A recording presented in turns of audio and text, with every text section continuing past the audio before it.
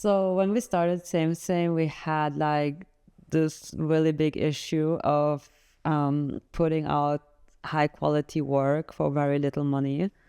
And the thing was, I mean, first of all, we didn't know how much to charge. We didn't know what different processes could. First of all, we didn't know. Wait, I think I know where you're going with this. Yeah? Okay, Yeah. thank you.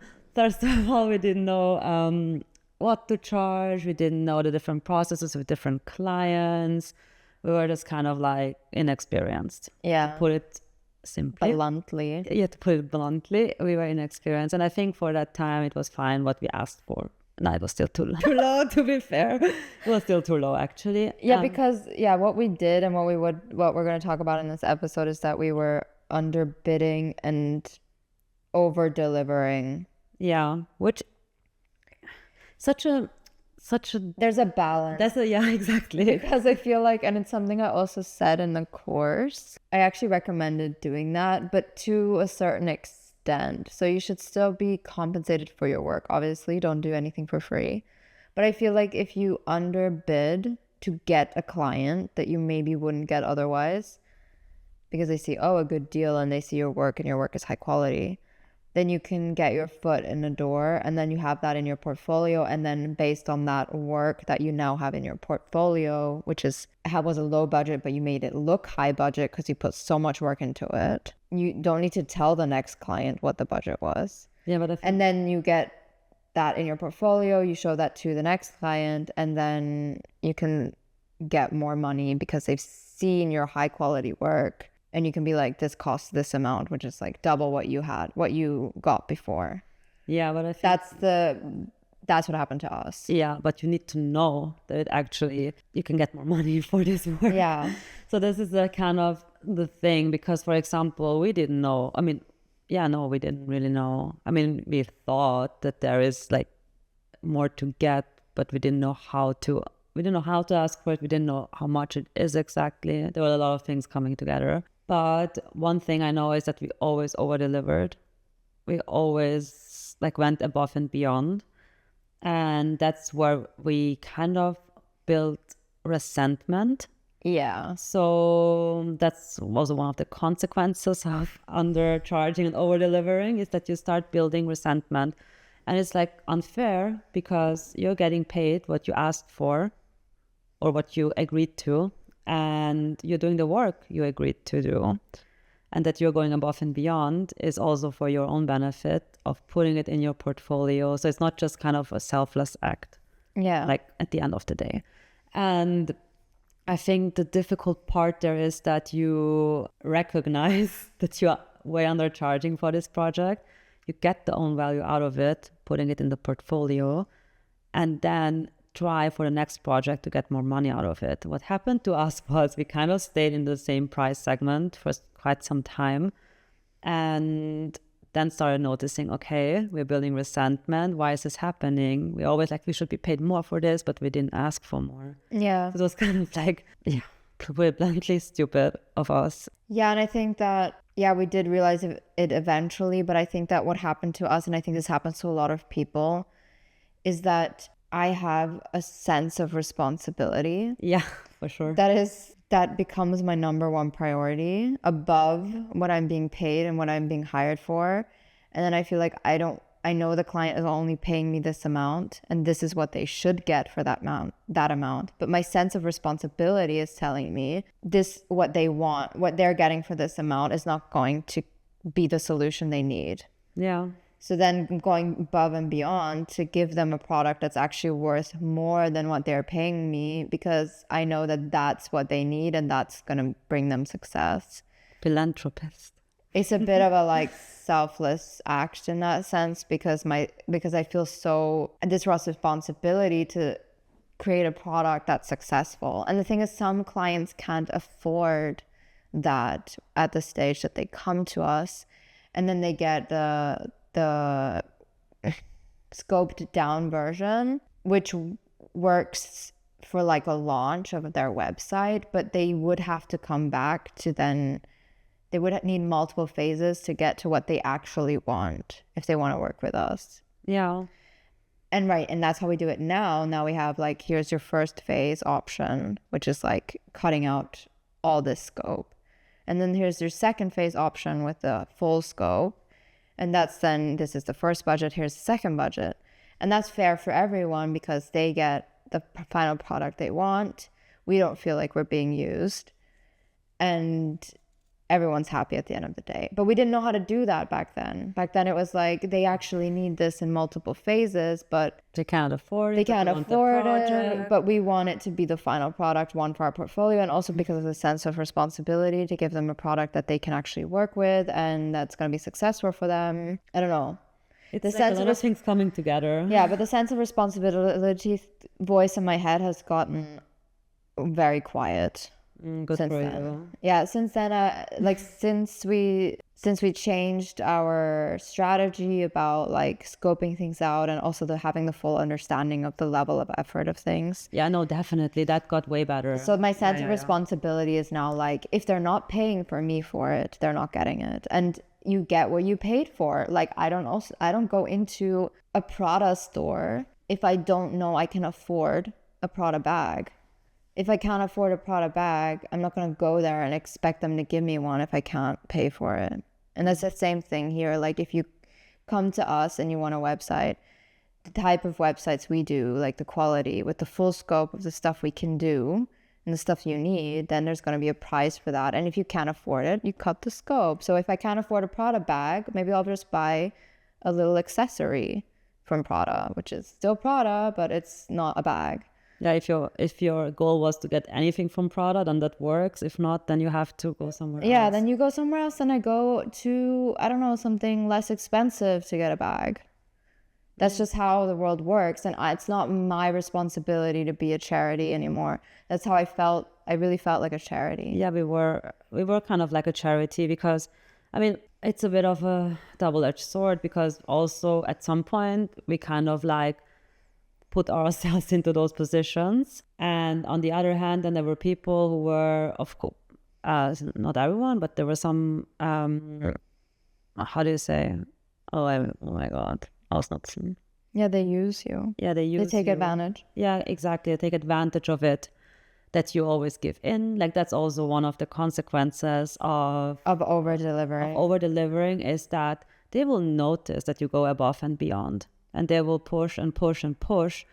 And as long as you let them, they're going to push. It's hard to say no after it too. Yeah, you establish a basis, a foundation of over-delivering. And then you can't just suddenly be like, no. Exactly. Like that's the weird point. Like, where do you say no? Yeah. And suddenly it seems weird that you say no. And then they're like, oh, what's happening now? Yeah. And yeah, it's just really such a fine line to walk because you want to do exceptional work. And there's a buffer that we plan in for like work that comes like as an extra.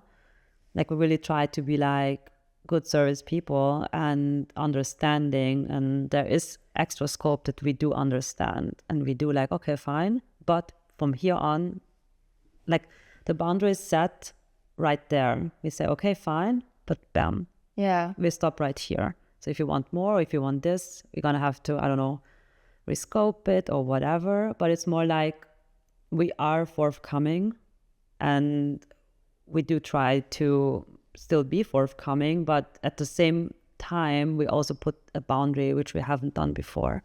Yeah. And I think that most of the clients that come to us today have an understanding of they're getting what they pay for. Mm-hmm. And they also have an understanding of when we tell them this is the scope and this is what you're getting for your money, and then suddenly they come in and they're like, they need something new. Usually they come in and they're like, I know this, we didn't agree upon this. Yeah. Tell me how much more it's going to cost.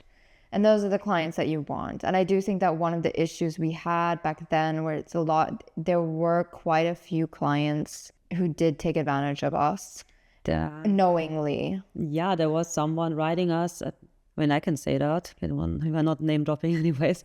There was a client writing us at 9 p.m. and at midnight that a new feature should be online at 9 a.m. Yeah. Like, who does that? I know. We had clients asking us to launch something on a Sunday so that it would be there on so they could test it before like officially announcing online on Monday. Yeah. Most of the things in our general terms in our contracts are just things that unhinged clients tried to get out of us, where we were like, okay, I guess we have to put this in writing, but no one else like not in has office this on a idea. Sunday. Yeah, we don't work on Sundays. Big surprise there. We don't launch things next day. Like we don't do anything next day. Like these are things that we apparently had to put in writing because so many people that it isn't obvious enough. No, it also comes down to expectations. Like everyone, like in our field, like a website, it doesn't equal a website. Just Yeah. like a bathroom doesn't equal a bathroom, a kitchen doesn't equal a kitchen. But kind of everyone has their own understanding what that means to them. Like a Yeah. bag, for example. Yeah. And the bag doesn't equal a bag. So if I talk about a bag, you could talk about a bag, and we talk about two completely different things. Yeah. And the same does happen also, of course, in our field, where we talk about a website and they talk about a website, but we kind of like talk about two different things.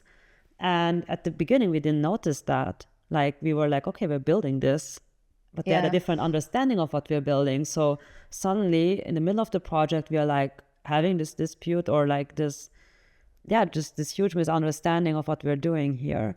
And ever since then, of course, we are way more strict with scoping things out and being like, this is what you will get. Yeah. Like this. I have kind of an analogy that I want to try. Okay. Ooh, that's yeah. I'm never the analogy person, so this Let's might fail. go. I'm gonna have to cut this out. So this is how projects used to happen between us and a client. You can imagine it like this: like they drew a picture of a house, like just like a stick drawing, and we drew a picture of a house. And the whole time we never showed each other these pictures. Okay, the whole time we thought we were building the same house. They were building their house that they drew, and we were building our house that we drew. And at some point in the process, we realized we weren't building the same house. Their house had 2 windows, ours had 4. Theirs had some fancy roof, ours had like a simple roof, like all these things. Theirs had like a front garden, ours didn't have a garden. And at some point in the middle of the project, we showed each other the pictures we drew, and we're like, wait a second, these aren't the same pictures. And they're like, but you sold me this picture. Yeah. And we're like, no, we sold you this picture.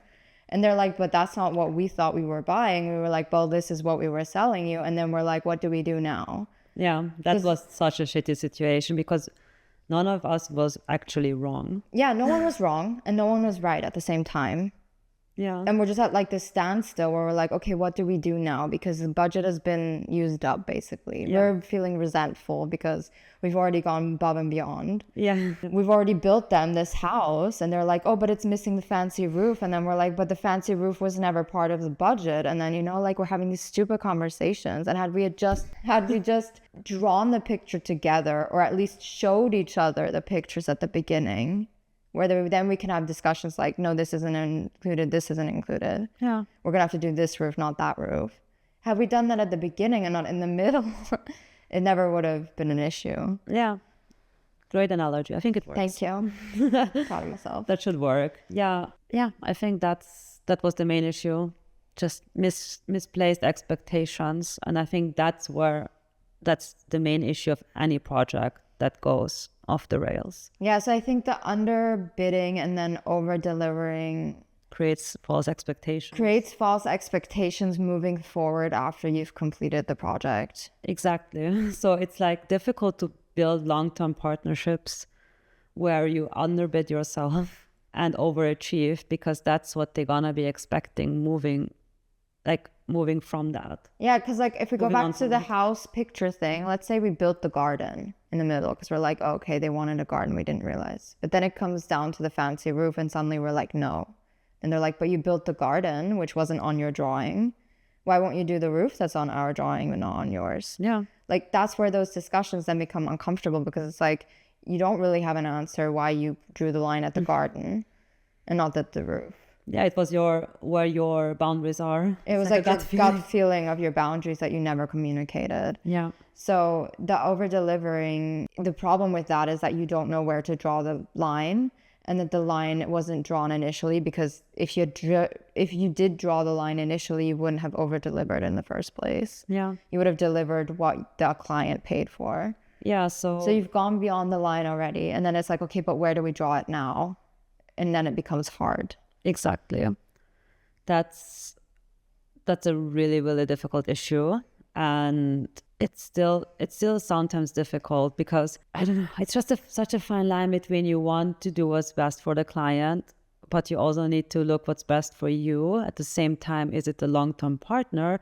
Then like, okay, then I'm kind of like, how do you say, like, not closing my eyes, but I'm more inclined to be understanding and give some little extra because they're a long-term partner.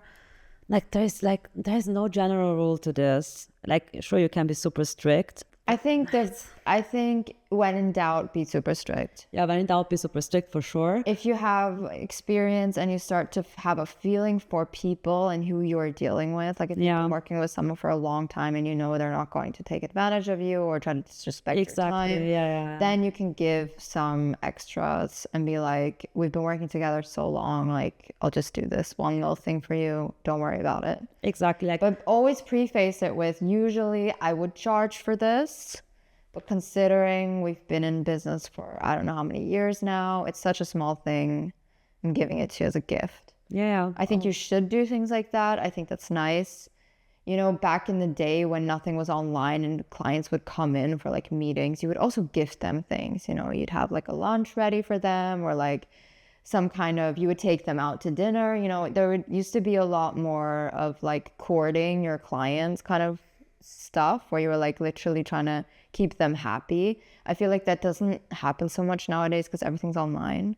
I think you can do that for small things, like I think you should, because it also creates like the sense of, okay, look, there's not just by the book. Yeah. Like they're flexible. They're like, I don't know, and a lot of people appreciate it, but that's the difference. People see it and appreciate it, versus people who just expect it. Like, I expect you to do this extra thing. I mean, what is it? Like an hour? Yeah. And it's, again, when they're also assessing the level of effort, that's when it gets dodgy. Oh yeah, that's literally. You never let a client assess the level of effort. If they do that, then definitely be strict AF. Like, I wouldn't even be nice to those types of clients. Yeah. I mean, one thing also to add to this, which happened to us, and we touched upon it in the beginning, is that you end up in this endless loop. Yeah. If you don't stop the cycle, if you don't like intentionally undercharge and over deliver, like let's say there is this one project, you know, okay, I don't know, you want to get into this network, you want to like build a website, and I don't know, have it in your portfolio where you know, okay, this will get me new clients. Be like, okay, whatever, I will bite the bullet and do this for once. But this shouldn't be something you do all the time, because there are people left and right underbidding themselves. You're never going to be the cheapest option, because there's going to be someone else who's going to be cheaper than you. Yeah. So bidding on that as your strategy, I don't know, it's not going to go well long term. Plus, if you do it a lot, you will only get those clients, because those clients will start referring you to other clients. They're going to tell them what they paid. Look, I just paid 10K for this. Yeah. But the thing is that it's not sustainable, because how are you supposed to have all these, like, that's what happened to us. We had all of these clients coming to us because we were cheap. And then they had more referrals. We had all these leads from cheap clients we didn't want. Yeah. It was just like project after project where we were being, I don't know, like, where we were feeling resentful. Yeah. It was our own fault, obviously. Exactly. But that's what I mean. You kind of like dig your own grave there. It was hard to get out of that, because suddenly we had this network of the wrong client. Yeah. And that's also what you're saying in the course, that if you do it intentionally and not out of necessity. Yeah. Like, it's obvious it's difficult to get your feet off the ground, to, I don't know, to just like get into network, to get referrals. It's like extremely difficult. And I think you need to start at some point, and you start with cheaper things, but then at least try to scope it down, try to make it actually worth it financially. Yeah. Like, that's a really important part, because Otherwise, it starts being an endless cycle of underselling yourselves. Because also, another important point is that it kind of like, I'm not sure how to say, but like it kind of like enters the psychology. So you will think that you're only worth that. If you only charge that price, you will think I'm only worth this price. And that's also a really bad cycle to enter. Yeah, and the client will also think you're only worth that. Yeah. Obviously, because they're booking you. Yeah, so you're undervaluing yourself. The client won't see your true value. So it's kind of like You have clients that don't see value in what you do and don't want to pay a lot for what you do. And then any extra thing, they're like, why is this so expensive? Yeah. They'll question everything you do. Why does this cost money at all? Yeah, exactly. And then you over-delivered for something else and they see the quality and they're like, okay, so why could you do this before and not now? Yeah. Like You can never raise your prices because they'll be like, but you did all of this work for this amount and suddenly you want all this. for 1 hour. Yeah. Makes no sense. The math is not mathing and they're gonna be like, what the hell is going on? Yeah, it's a difficult position to get out of. Yeah, and then you suddenly have to fire a client. Like it kind of enter this and the consequences are just really, really big. You won't notice in the beginning. You also didn't notice in the beginning. Yeah. And then it just snowballed into this monster of where we had to untangle ourselves. We were like, the sense of responsibility kicked in. We finished those projects. We said, Obviously, yeah. we did this to ourselves. We know what to do in the future, but now we're finishing what we started. With the goal in mind, we're gonna end this. Worst case, we have to fire a client if they don't agree on our higher prices or whatever. We will have to fire the rest or refer them to someone else. But yeah, so we did that too. We referred them to someone else, or we really tried to like still maintain a good relationship with them. Yeah. Because it's not their fault that we undercharged. I know. Yeah, so it's like yeah, it's such a difficult position to be in. It's like it's your own fault, but at the same time, But you feel like it's their fault. Exactly. That's the resentment thing. Exactly. It's your own fault, but you feel like it's their fault, and then you start resenting them for them just like asking you to do something. If you ever, I think we've said this before, but like if you ever feel annoyed when a client writes you, you've already passed the line of drawing a boundary. Yeah. Like you're way past the line. If you're feeling annoyed by a client wanting like a simple task from you. Exactly. Like, can you please, I don't know, do something super simple? And then you're like, oh.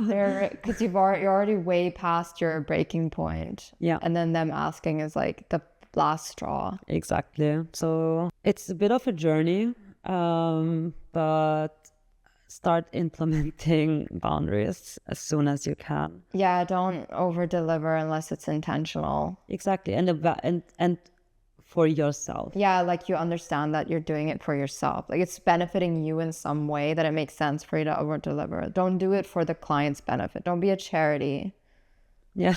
Don't be a charity. Don't be a charity. Yeah, you're a service provider. You're a service provider. You need to make money. You need to be able to live off of the money you're making, and nothing else matters, to be honest. Yeah, I mean, the success of your clients, obviously it matters because the more successful your client is, more people are going to see your work and stuff. Yeah. But it's not your responsibility to ensure their success with the work that you do. If they can't afford your services, then either they book less with you and book you again to finish it or whatever, or they book someone else. And that's it. Or you draw the boundaries. You say, this price would usually, I don't know, I usually charge the X amount, but I'm going to do this because of whatever, and I want to have the creative freedom for this project. Yeah, or be like, yeah, and then tell them also, it's really important to tell them this isn't your usual price and say you're doing it because you want this in your portfolio. Be like super honest. I want this for my portfolio. I think this is going to be a really cool project. Give me creative freedom. You don't get to have any say in the art direction because these clients love to give art direction.